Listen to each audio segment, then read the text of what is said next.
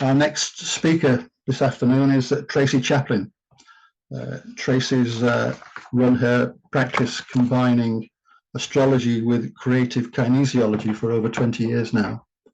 And she's developed ways of working with this astrological symbols and kinesiology to bring about change and to connect with the greater landscape. So this is a pre-recorded presentation that Tracey's prepared, and she apologizes because it's not technically 100%, but she's also online with us as part of the panel, so she's available to respond directly to any questions or comments that you might have.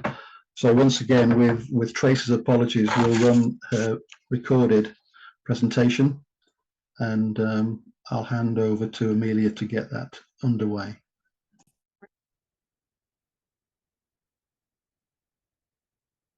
Good afternoon, everyone. My talk today is on our internal landscape map in relation to the zodiac and in relation to light in the landscape. So my name is Tracey Chaplin, and I'm doing the recording because for practical reasons, it would be really difficult to actually do the talk live. But I will be there definitely later on for the Q&A. So if anybody's got any questions, please do put them in the chat when this recording is in process, and I'd love to answer questions afterwards. So we're looking at the British zodiac and its relationship to our internal zodiac to give us a perspective of the archetypal energy patterns in our own energetic and physical space. This may help us in making the connections in the work that we do in the landscape. And for our purposes today, we will look at the signs as they appear in the landscape. We can approach working with the archetypal symbols of the zodiac in myriad ways, as above, so below, as a holographic model that we can see and we can use to interpret the world all around us. Demetra George describes in her book, Ancient Astrology in Theory and Practice, how from the earliest time, constellations or the zodiac were described as stations for the great gods or celestial palaces. As Peter Dawkins says in his book, The British Zodiac, the zodiac or circle of life is to be found underlying the landscape. The zodiac as a circle is mirrored throughout life in our life cycles, our seasons, and the movement of the sun and moon. Similar references are found within varying astrological traditions across the world. All have their fundamental roots with ancient philosophy and teachings. So here I'm sharing with you something that I'm sure is very familiar to us, the British Landscape Zodiac from Peter Dawkins' book. I just wanted to use this to point out where I am in the landscape today for this talk. I hope that you can see the pointer. So I'm actually, if you can't, I'm actually down in the south of Great Britain in the section, in the zodiac section for Sagittarius, just west of Horsham, south of Windsor, south of London, so in the southeast. And I've lived for most of my life either in this section here or in the Capricorn section here, which is next door. So in particular, I have found something recently which I'll share with you later in relation to the Sagittarius zodiac, where I am now. And in fact, only moved to this part of it in lockdown in 2020, August 2020. So as we probably know, the sun at the moment is in Libra. We've just had the autumn equinox, and the sun is positioned about here, just about to move into Scorpio in about 3 days, 3 or 4 days. And obviously we can see the center here where High Cross is in our own landscape. So we can orientate ourselves today and tomorrow where we are in this particular wheel. The next slide here shows the relationship between the human body and the zodiac. So this is particularly useful for us on so many ways. I'm not a medical astrologer, but I am very interested in how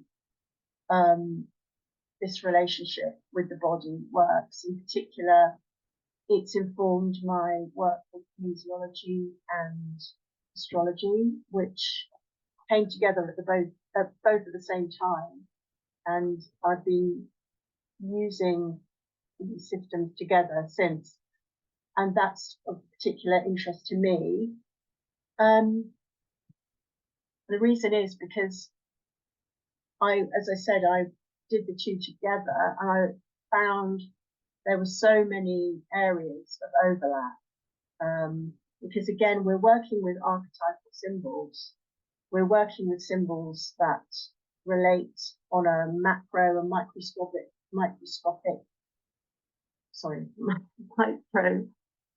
cosmic and macrocosmic level. So, so yes, why astrology and kinesiology? I found that it's helped me to balance my own body. Kinesiology works with the Chinese meridians, but also we can relate any work that we do with that to this map again. And I'll go into a bit more detail about the meridians and the muscles in a couple of slides. So yes, my own journey was one where I was studying both together, and I would notice that maybe one day I was feeling, that things were out of balance, or a particular emotion was coming up that was difficult to deal with. So I would use my kinesiology techniques to help me to balance that for myself. And then on occasion, I would think, well, why is that happening? What's just happened? Is there something that I can learn in the actual astrological chart of the moment or of the day to find out whether that could help me? And I was finding correlations within that chart of the day, and then making those comparisons and working out what could I do, because both astrology and kinesiology share an element system. It's not exactly the same, but there are so many parallels, again, because it's an archetypal system, just maybe evolved in a slightly different way. And the thing about kinesiology is that you can use muscle response testing to ascertain where an imbalance is. And this can be within the body as well as on a soul level, on a more of an energetic level.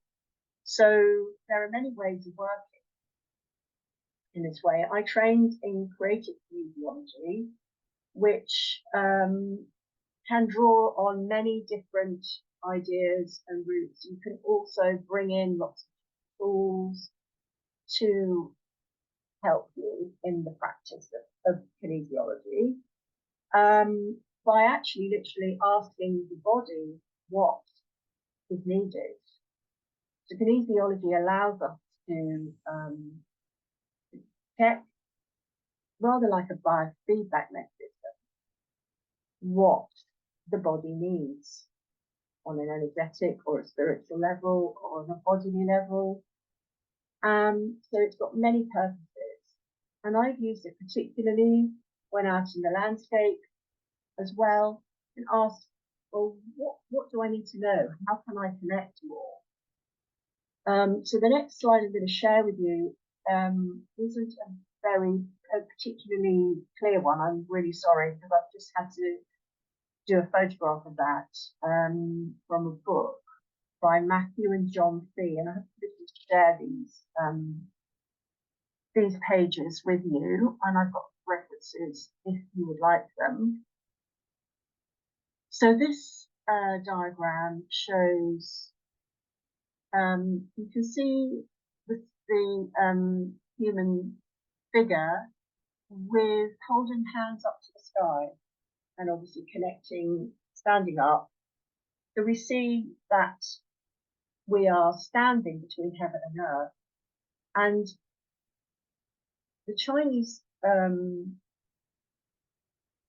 way of looking at things in Chinese medicine is energy flow comes from the heavens and from the earth. So this has really helped me in my understanding of how I work as well, to see that I stand between heaven and earth.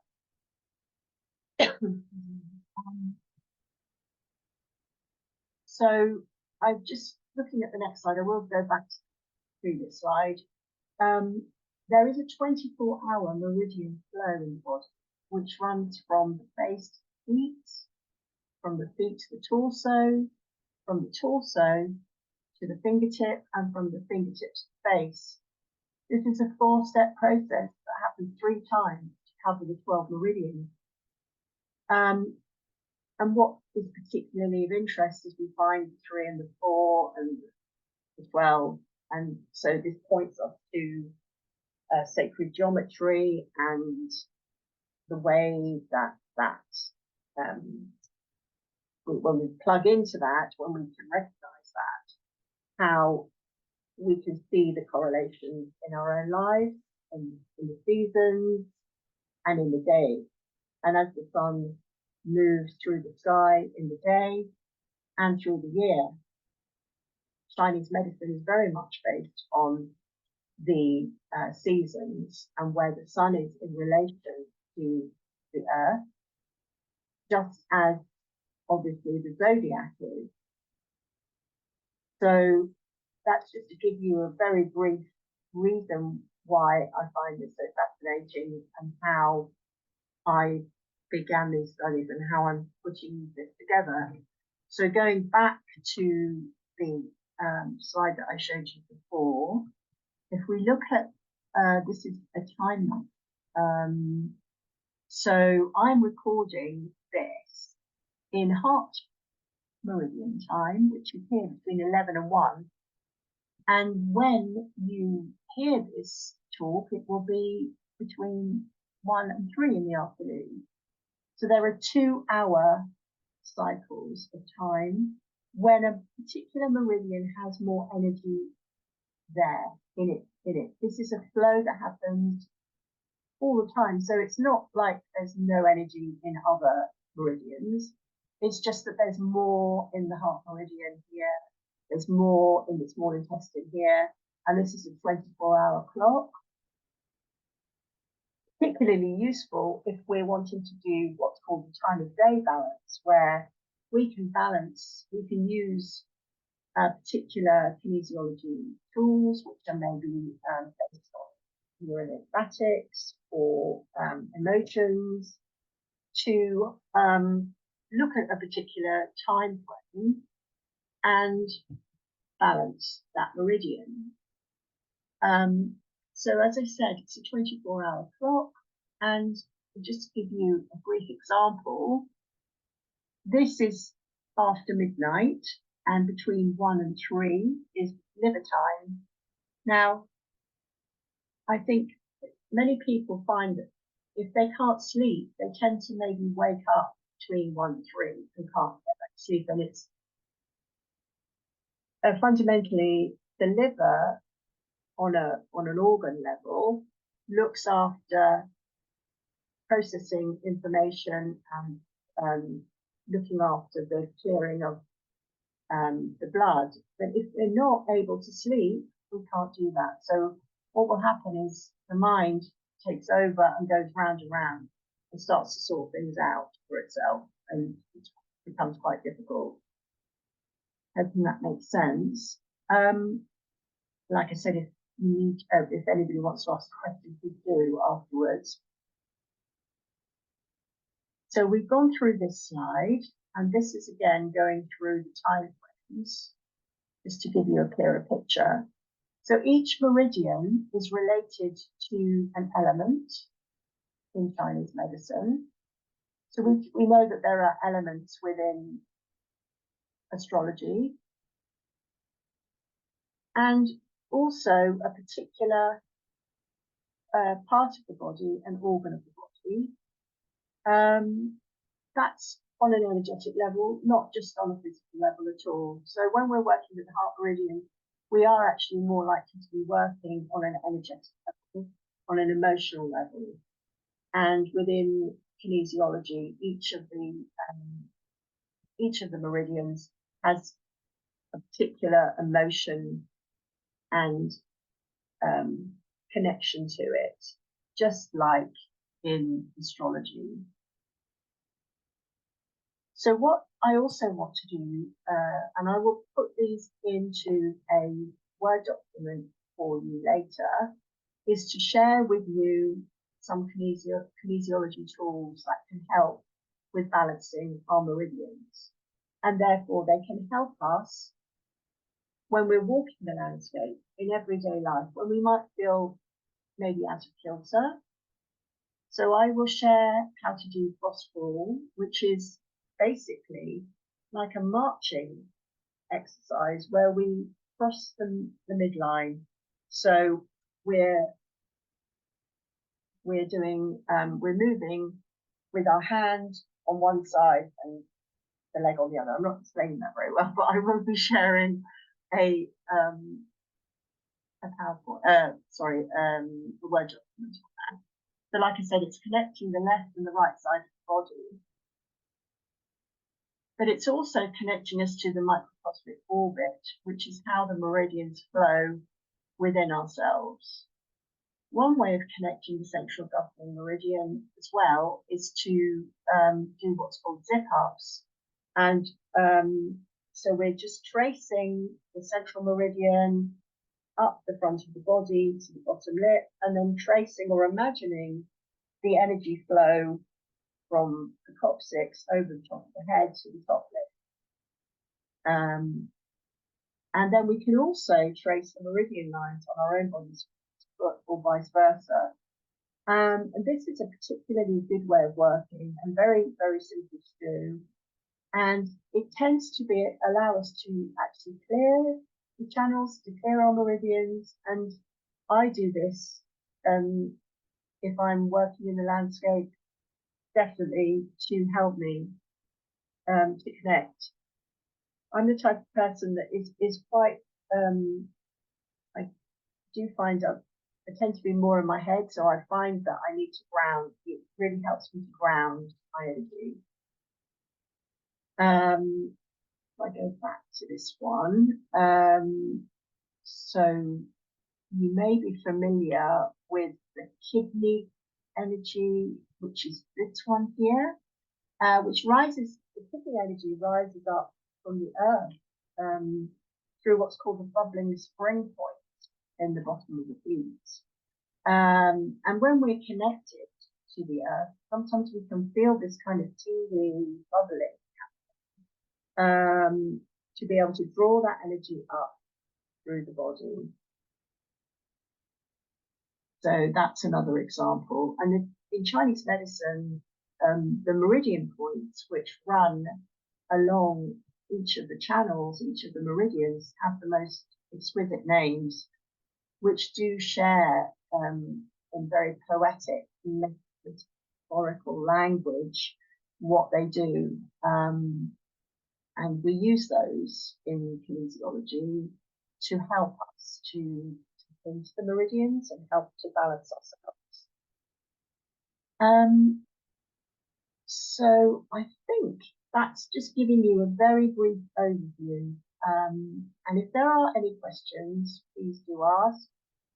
As I said, I referenced Peter Dawkins' book. I referenced Dimitri George, who is a Hellenistic astrologer who has written the most amazing books and actually runs courses on Hellenistic astrology. So John Fee's book, John and Matthew Fee, Touch for Health. Touch for Health is a branch of was developed out of kinesiology practice because John Fee was a chiropractor, and in the US, kinesiology developed out of chiropractic and Chinese medicine. My website is traceychaplin.co.uk, and this is my email address.